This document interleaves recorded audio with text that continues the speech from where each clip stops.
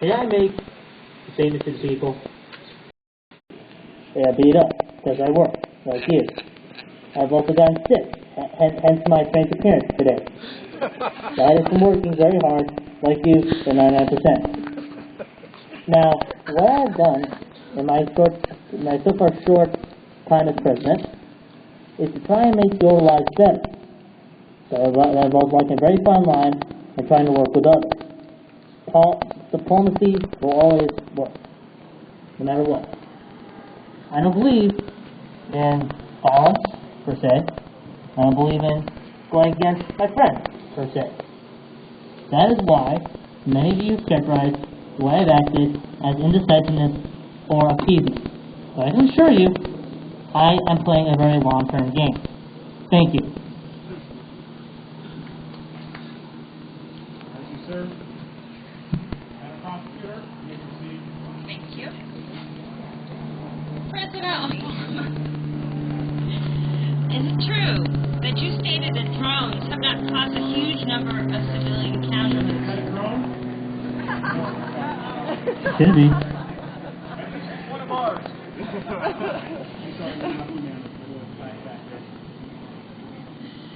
Mr. President, is it true that you stated that drones have not caused a huge number of civilian casualties? Yes, I have. And that drone attacks are precision strikes against Al-Qaeda? Yes, they are.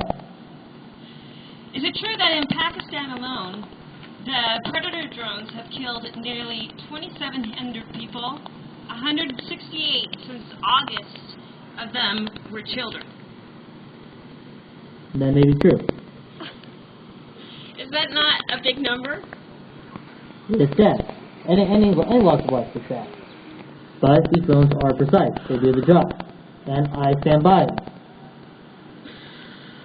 Okay, on New Year's Eve you signed the NDAA, Yes. which gives you, or the power of the President, to arrest any citizen who is suspected of being a terrorist to hold them indefinitely without trial.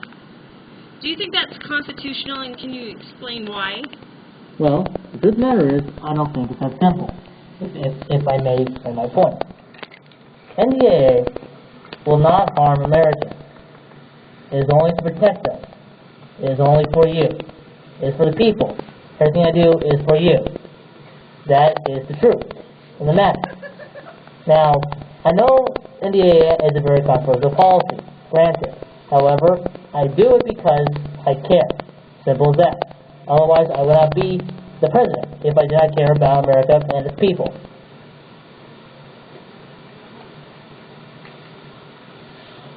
Thank you, Mr. President.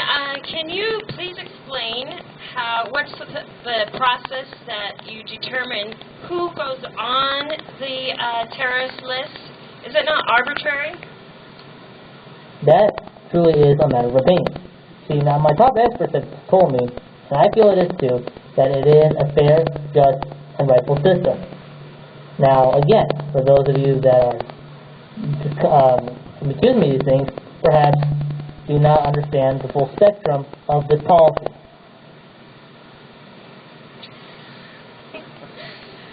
Is it true that you promised in the 2000 election that you would close Guantanamo? Yes, I did. And is it still open? Yes, it is. Now, that may sound bad, I admit, but there is a reason. I made that decision during the election. It was very brash. However, after becoming president, I realized even Guantanamo is important.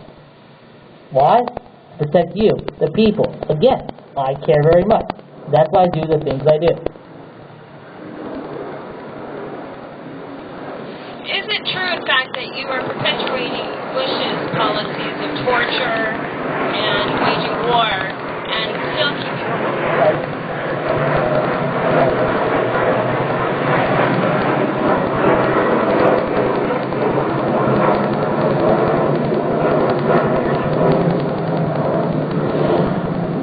Is it true that you are still perpetuating George Bush's policies, although you condemned them in the election to get to be president, and that sorry. And, forgot what I was going to say. Yes, answer that question. Now, that is somewhat of an inaccurate statement. You see, some of the calls we did end. Others, we decided to use less harsh means of torture. Now, is torture effective?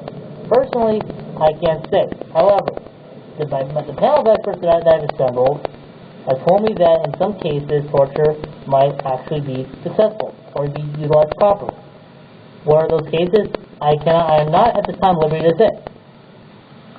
Why is it that people say that Bush just kidnaps and tortures, but you actually kill or assassinate?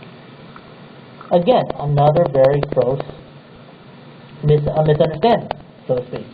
See, all I'm doing is finishing a mess that my predecessor left. I'm here to clean up, and that's what I must do, both the economy and the war on terror. I am here to finish, ultimately. Do I understand the importance of the test? Yes, I do. Do I feel that perhaps that message gets lost over time? Yes, I do. Thank you, Your Honor. I have no more questions. Madam Prosecutor, Spence. Cross-examine. Thank you, Mr. President. I'm so sorry you slept so badly last night, and that pillow dug a wedge in your face there. Actually, dealing with something right now. It's condition. Can we hear the President? Can we hear his testimony? Can you just tap on it? There we go. That's great. Okay. Mr. President, would you say that you support minority rights? Yes, I do. Do you find that with so many constituencies vying for your attention, it's sometimes hard to attend to the needs of every minority? Yes, it can be. Mr. President, there are around 312 million Americans, and only 400 or so of us billionaires. Mr. President, would you agree that these billionaires represent a very small minority indeed? Numerically, yes. Thank you. Thank you, Mr. President. So we can all agree that billionaires are... Okay, Mr. President, would you agree that a majority of Americans are angry at the billionaires for their vast, unprecedented consolidation of wealth? Yes. So we can agree, you and I can agree right now, that the billionaires are a very small and beleaguered minority, aren't they? Yes, they are. Right. So let me ask you this, Mr. President. Since the billionaires have started aggregating our enthusiasm for your re-election campaign in the form of super PACs, do you find that you're more aware of and more supportive of the needs and concerns of this very small beleaguered minority, the billionaires? Yes, I do. Thank you. I have no further questions. Thank you. I do have one question before the witness retires here. President Obama, do you intend to continue taking money from the super PAC for your re-election campaign? I do it again. I will do what is necessary to help clean up and fix the country. Again, I do everything for the people, including all the minorities in this country, including the millionaires. Thank you, sir. Thank you.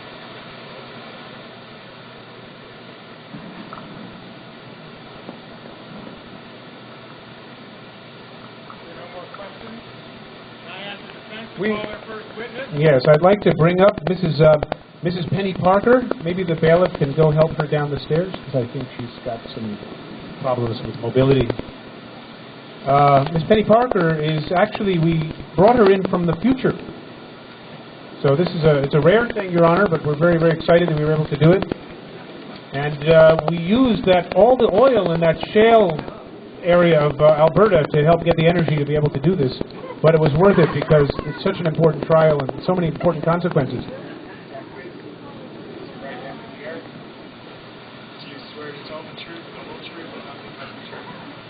I do. I'll say anything you want, anything. Hello, Mrs. Parker. Thanks so much for coming today. We're really glad you could come from the future. Where exactly, you know what year you came from before you were here? It was 2013, How do you know that? because when they arrested me, they told me it was because of the Flexible Terrorism Act of 2013. Oh, you mean the, I'm sorry, you're talking about the Terrorism Redefinition Flexibility Act that was passed in 2013. Okay. Yeah. Do you keep track of time in your cell? I I have a hard time. They keep it dark almost all the time. So it's hard to know what day it is. I don't know how long I've been there. All right. So do you know where you are for the past year of your life? Do you have any idea where you've been? No, sir. Do you hear tropical sounds, maybe samba music or anything like this also? I do hear the ocean sometimes. Yes, actually, just for the record, Mrs. Parker is actually from. She's in Camp X-Ray, Guantanamo, and it's actually it's the year 2014 for her, and so we brought her back here. Let me ask you about your life. Do you have any recollections of what your life was like before you were taken into custody, Mrs. Parker? I sure do. I was just a single mother. I worked in a flower shop out in the suburbs of Oklahoma. My daughter and we did the best we could.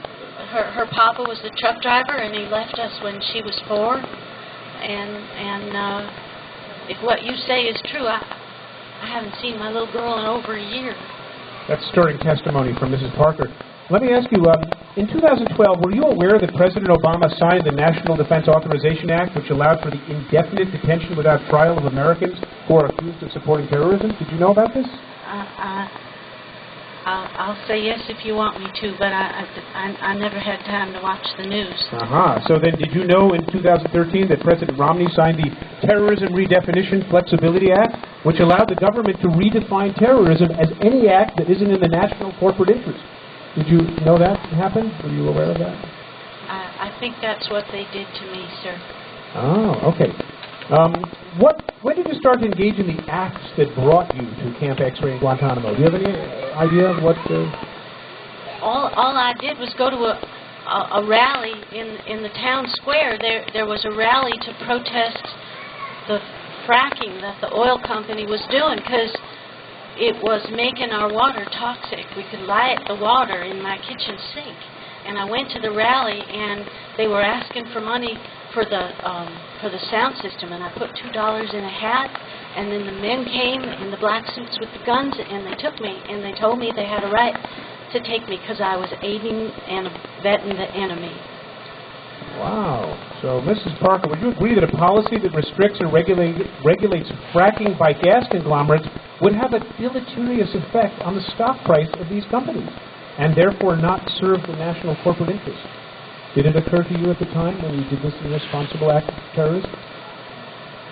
Should I value that over my being able to give my little girl clean water? That's an interesting question that people will have to be asking deep in their souls after we pass this law. And yet you persisted in attending a rally calling for such restrictions and regulations. I went to one. Yeah. It was the only one I ever went to, and I wanted to help them pay for the sound system. See, this is how it starts, because with the sound system, anti-corporate messages become audible, folks. This is how it starts. It's terrifying, really. How are you being treated at Camp X-Ray?